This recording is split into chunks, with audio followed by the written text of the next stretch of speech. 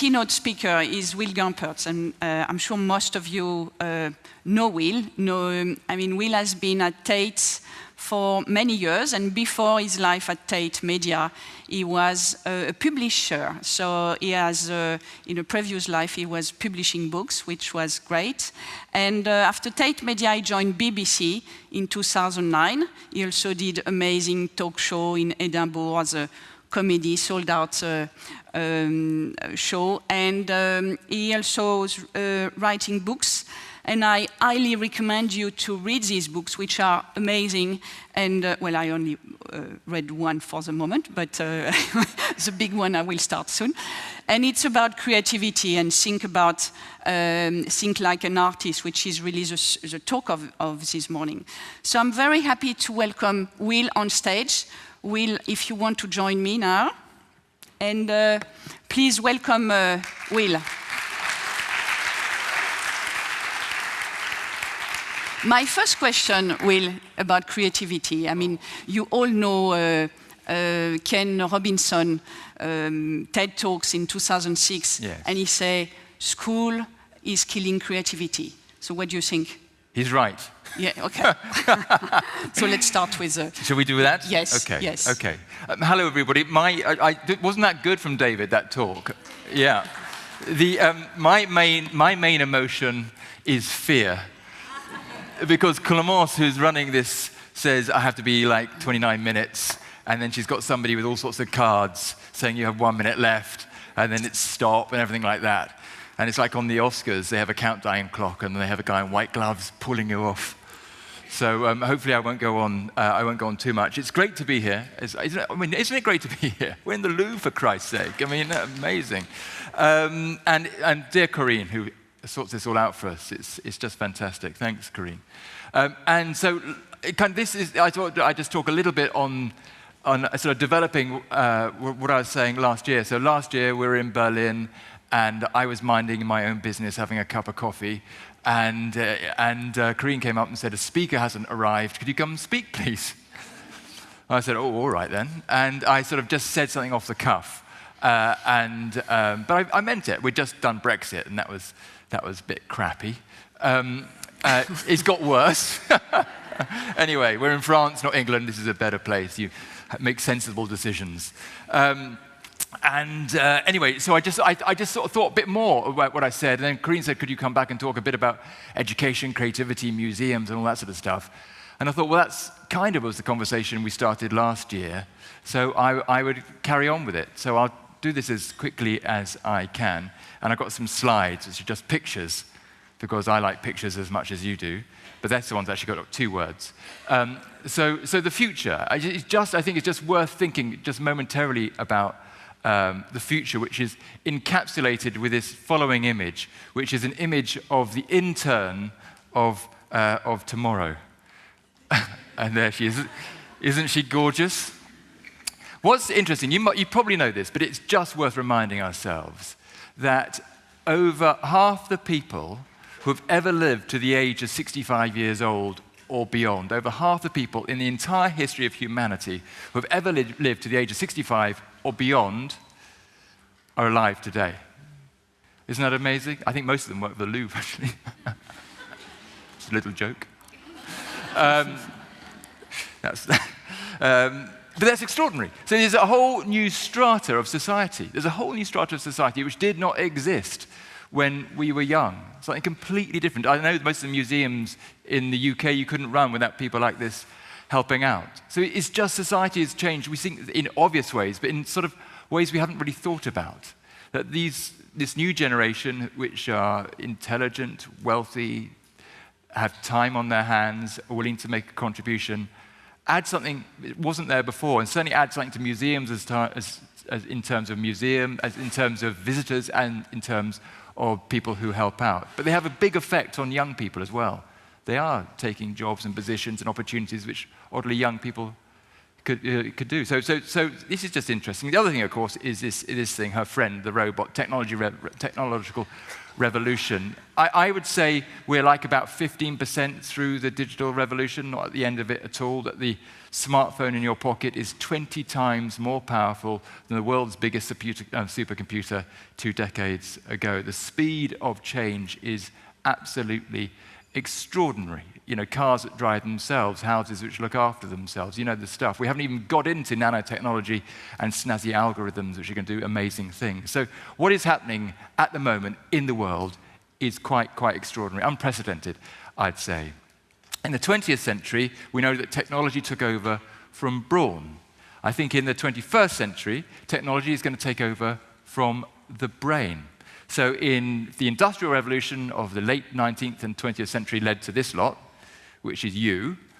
That's the middle classes. Okay, the bourgeoisie.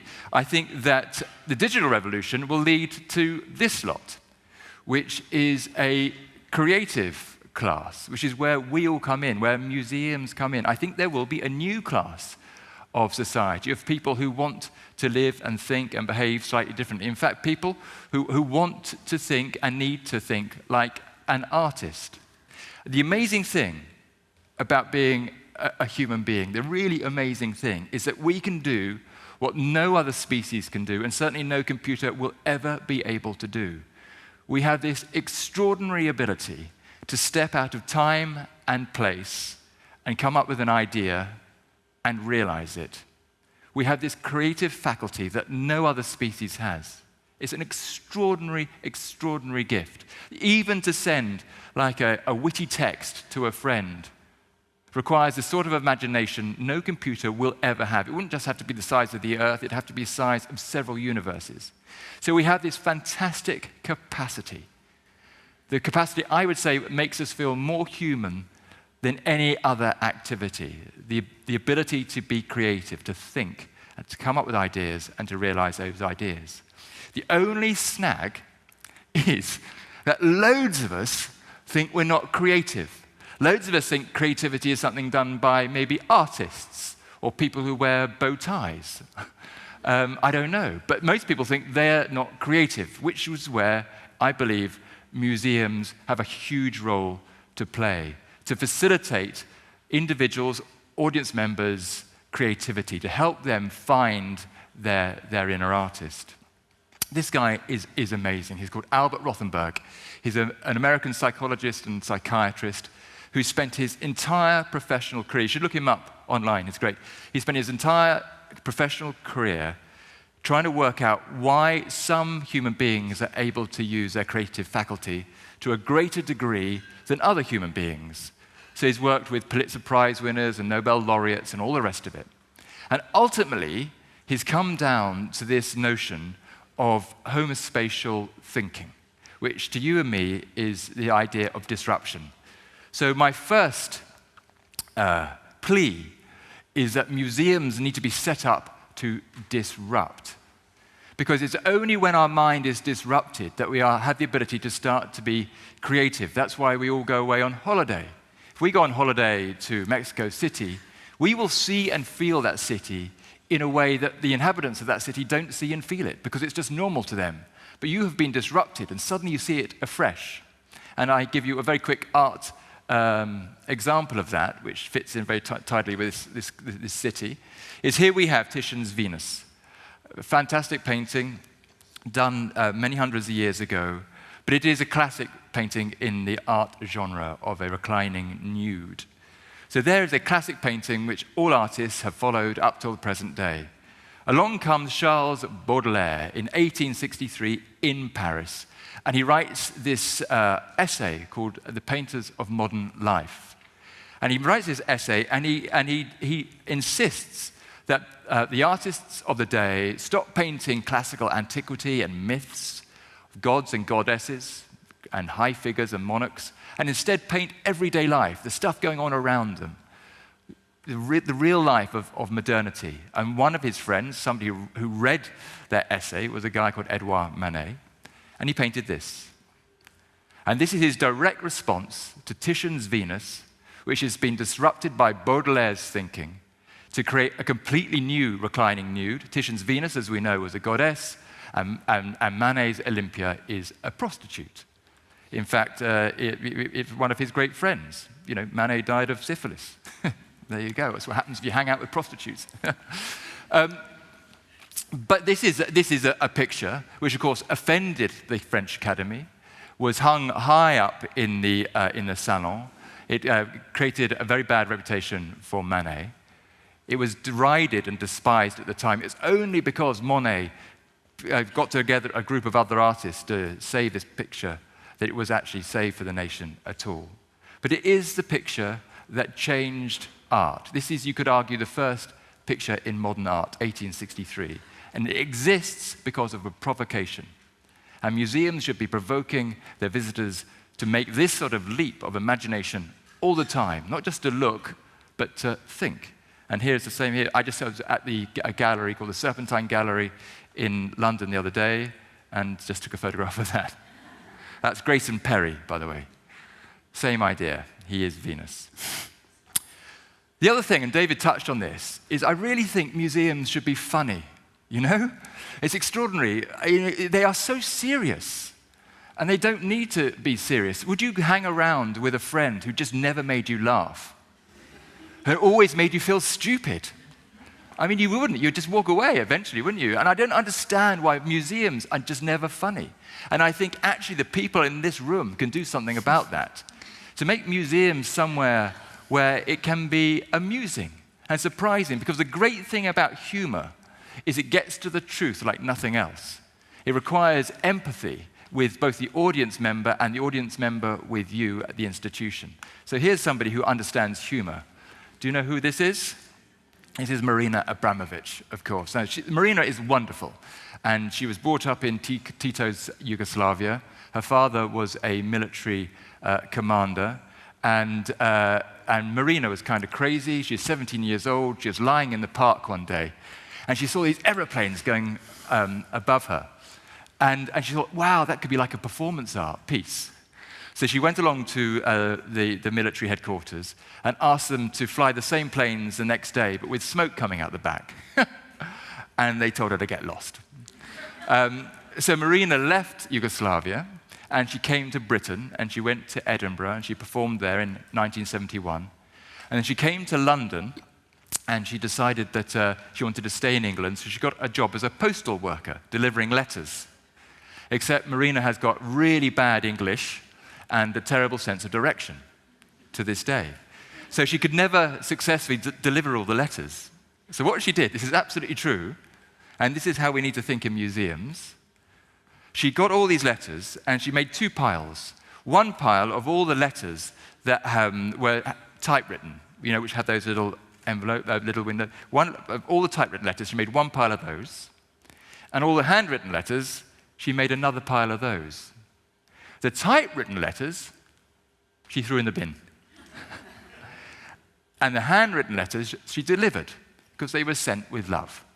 Isn't that great? And she got round, and she succeeded. It was fantastic.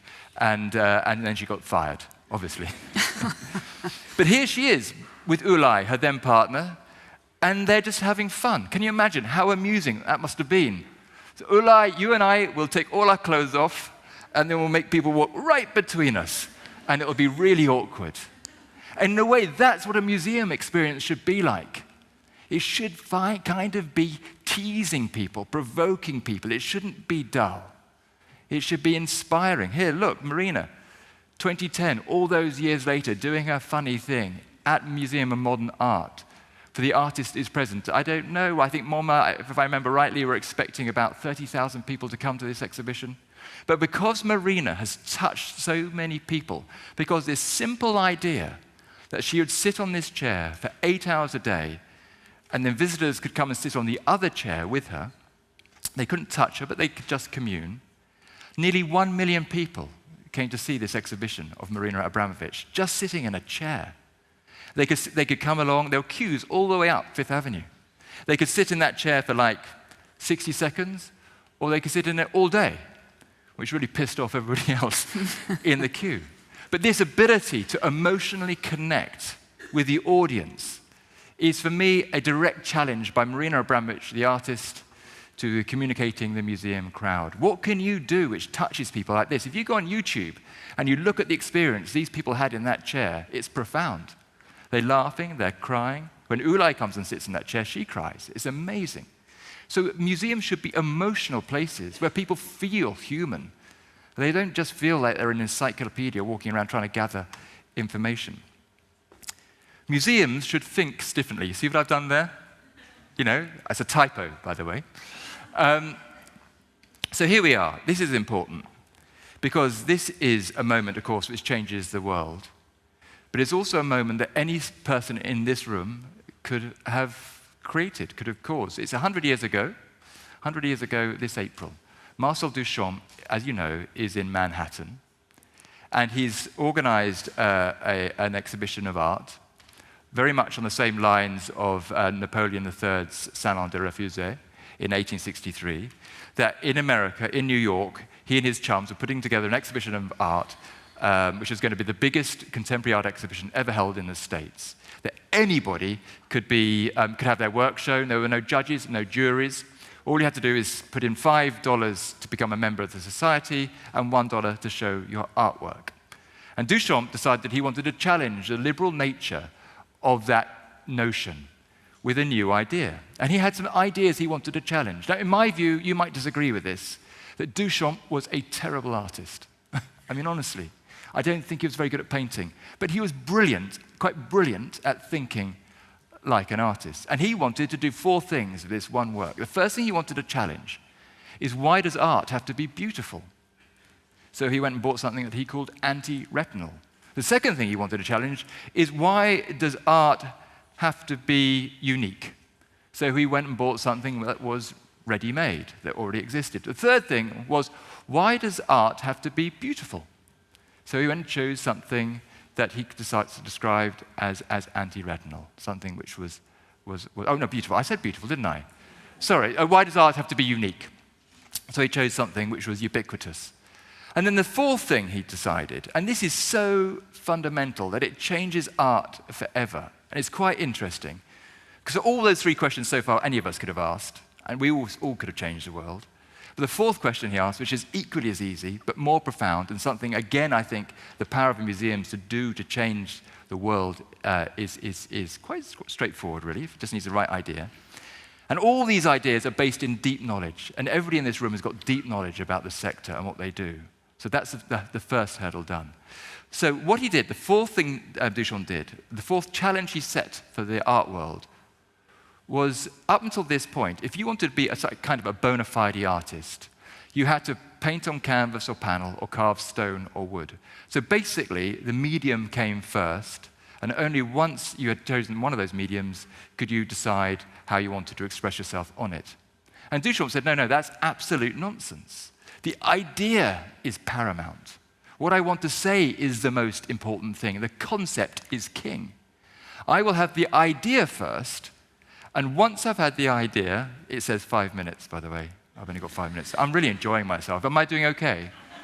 Yeah. Once I've had the idea, only then will I decide what medium I want to use to express it. And obviously, he wanted to take the piss.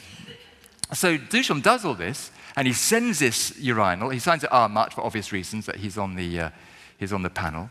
And he sends it in, and there's a big argument, and eventually they don't only not show this artwork, but they destroy it. They smash it into millions of pieces, apparently, which is okay, because Duchamp just went and bought another one.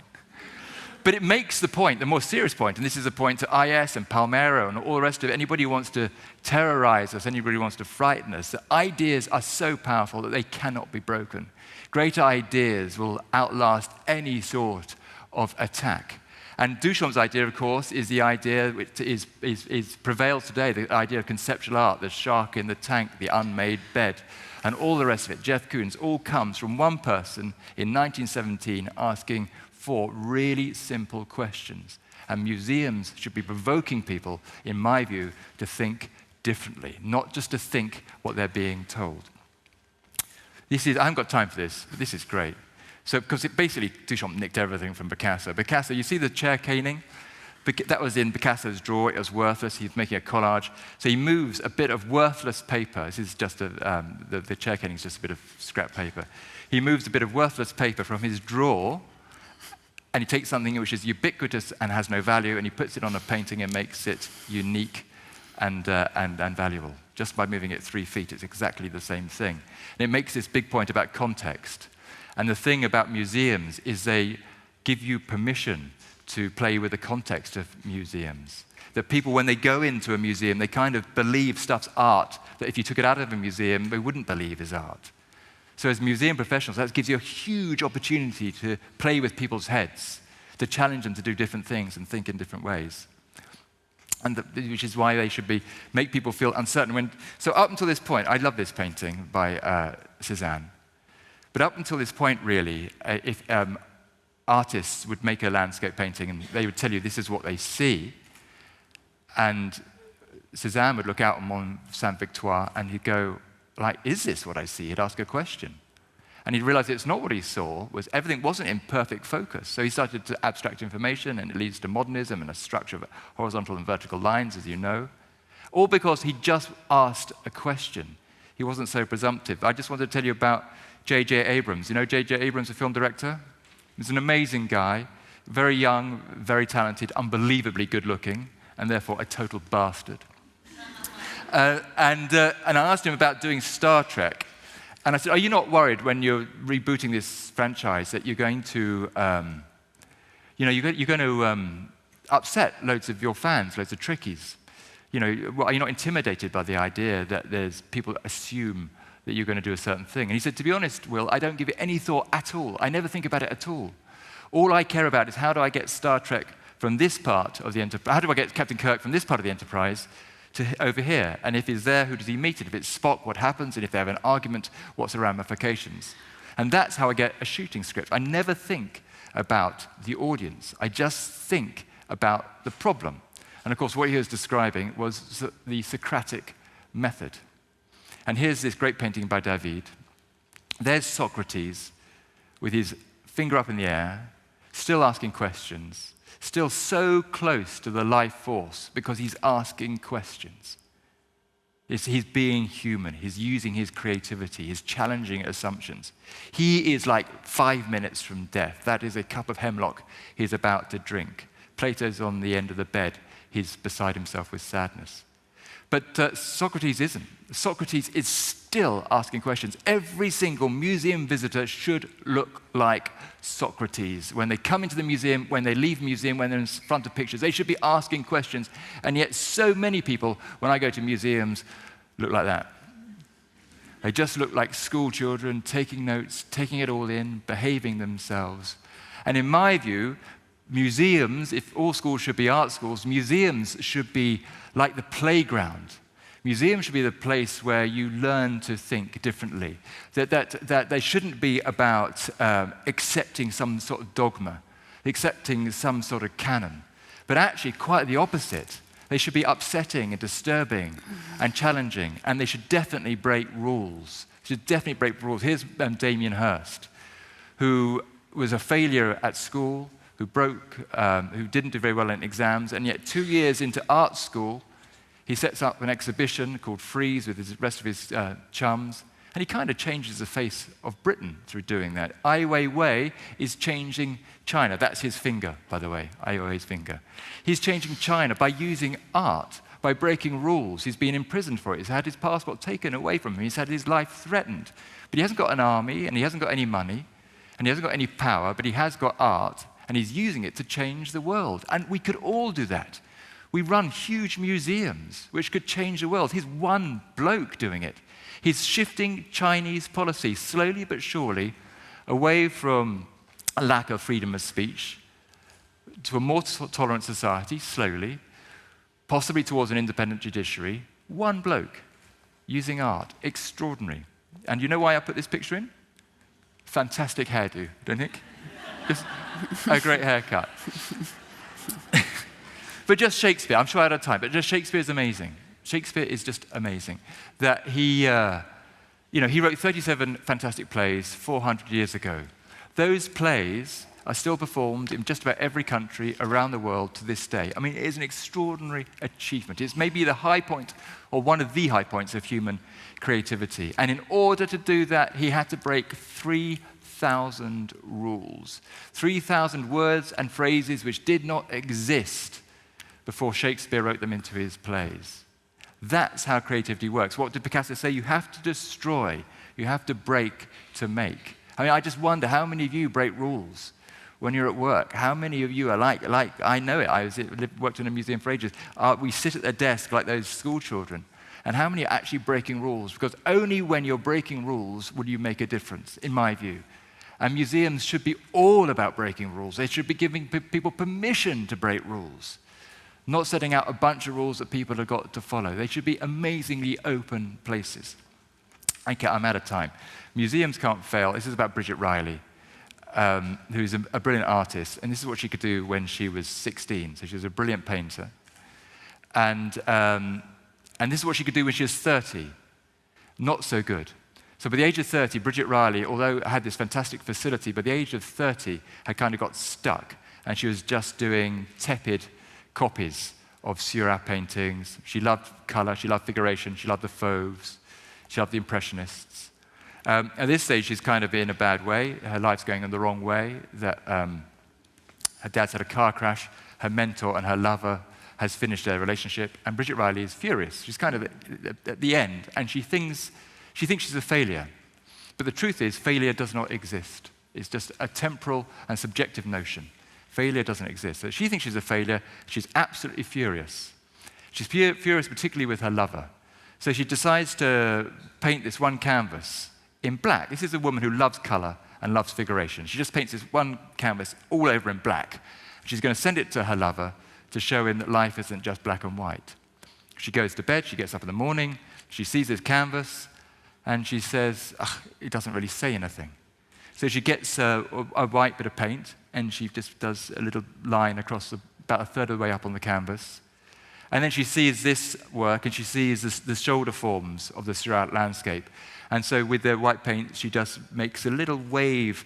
Oh, I'll show it to you, it's here. She makes this little wave type thing of like the Seurat. So she kind of makes three forms, and she animates them. And so here's a woman who thought she was going nowhere, was a complete failure, was going to give up. At 30 years old, suddenly discovers a whole new way of looking. She actually discovers her voice at 30 years old by just pursuing and pursuing and pursuing and pursuing.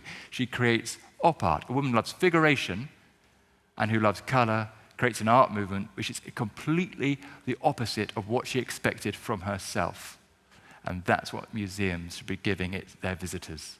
They should make visitors and help visitors find parts of themselves they just didn't know exist, by provoking them, by making them feel that failure doesn't exist and they should be able to try anything and just relate to their emotions as she did and create. And boom, it's amazing what you can achieve. And I'm going to finish very quickly with, I'm not going to do point of view. This is great, though. This is great, but, oh, God, it's good, isn't it? It's quite a good painter, goes to Paris, meets Picasso and Braque, looks at Cubism, starts to break up the image more, starts to paint the image from the inside, same tree, there you go, along, boom, Mondrian. It's great. And exactly the same Cézanne, about horizontal and verticals and all the rest of it. All the emotions expressed through three primary colors. Dutch, not very emotional. Anyway, it's Mondrian. But here's the last thing I'm going to say, and I touched on this guy last year, and it's worth repeating, in my view, about museums. Here comes Clémence, I'm going to be in trouble. I'm going to be really quick, honestly, promise. Okay, so museums, in my view, should be enterprising, because artists are enterprising. Andy Warhol told us, good business is the best art. Rubens was going around Europe. He had a factory back in Antwerp before Koons or Warhol first. Any of these people thought about having a factory. And he'd go around and he'd sell paintings to the great dukes and great houses of Europe. And he'd just go back to Antwerp and say, come on, boys, time to knock up another 3 graces. He was very commercial. I love this from Gilbert and George. Make the world believe in you and then make them pay heavily for the price. So this idea, so for me, museums are so often so tepid. They don't have any of this aggression. that artists have. They just tone it all down. They make it safe and nice and pretty. But actually, museums should be angry and challenging and energetic. And they should definitely be enterprising. Final story, Theaster Gates. I told you last year, I'm going to remind you, this man is amazing. And he's amazing because of the museological space. He wouldn't be able to do what he does without being in a museum. So, very quickly, Clemence, Theaster Gates is the 9th child of a very poor African-American family.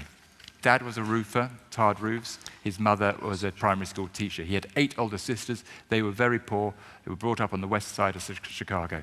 Theaster does okay at school. He does okay at college. He gets a job at university. At the weekend, he likes to make pots and bowls. He likes pottery. He goes to the county fair. He sells the pots and bowls for $5, for $4. People say, Theaster, I like your pot and the bowl, but I want to pay you $3. And he says, but I made these with my head and my hand and my heart. I think they're worth $5. I'd rather just give them to you. And he gets fed up with this. So eventually, Theaster decides to take an art space to show his bowls and his plates and his cups. And they're not very good. But he takes his art space. But he doesn't say these bowls and these plates and these cups are by Theaster Gates. He says they are by a Japanese master called Soji Yamaguchi. And Soji Yamaguchi is a conflation of 2 names, Soji Hamada, the great Japanese ceramicist, and Yamaguchi, the area in Japan where you learn ceramics. And he thought, if you put those 2 together, the Americans would never work it out. And they didn't. So he has his show, and he has this backstory for Soji Yamaguchi as well. This great Japanese master, he came over to America to work with the black clay of Mississippi, and eventually fell in love with an African-American woman, and when they were quite elderly, went back to Japan to show her where he was brought up, the village, and tragically, and very conveniently for Theaster, died in a car crash. So there's also a story about Soji Yamaguchi, and he shows all these bowls and these plates, and do you know what? He sells the whole lot in a day. And nobody haggles at all, because he's put them in an art space. Oh, and by the way, he doesn't sell them for $4 or $5. He sells them for $400 and $500. Amazing. Exactly the same crappy pottery. Just change the context. He takes the money. He buys a little house on the south side of Chicago, which he says is somewhere people only move from and not to. It is the murder capital of America, a death a day, 99.9% African-American. There is apartheid in America. He's there, he's doing his thing. We have to move on. Yes. Oh my God, okay, this is so important, because it's about art. Okay. Can I finish? Thank you. So he's there, because this is what we can all do. He buys this house, and he starts taking all the crap out of the house, because it's been boarded up for 20 years. And we would chuck all that crap out. But Theaster Gates, this treats it like a museum. He decides that all the stuff he's pulling out of this house has value, has stories, has worth. So he gets this old fire hose, which is full of rat's wee, and it's got house dust on it, and he recoils it, and he puts it on an old bit of board, and he gets a balustrading, and here, look at it. He makes this out of crap materials from the house that he decides have museum quality. And he makes this, and he decides that it's an artwork. And he sells it for £120,000. And he does it again and again and again and again. He told me, I can't believe how wet rich folk get about this stuff. And he takes the money, and he rebuilds houses on the south side of Chicago. He buys them, he does gut rehabs. He takes the innards out, and he takes them to Documenta. He takes them to Freeze. He sells them to rich folk. And with that money, he does up these houses, and he gives them to the local community. He's got a library there. He's got a cinema there. He's got a music center there. He's working with Mayor Rahm Emanuel to change the south side of Chicago, who he won't leave because he wants to show you can be black and successful in the south side of Chicago, and you don't have to leave. Black, young, and successful. So he's transforming this one area, one bloke, thinking like an artist, using art, using the museum context. He's called it leveraging the context. So I would finish by saying we have some problems in the world, but museums can help solve those problems. We have responsibility to help solve those problems because we can. We have these major public spaces. If only we decide that we are going to stop behaving like automatons and doing what we're told, and instead to think like artists. Thanks very much. Sorry.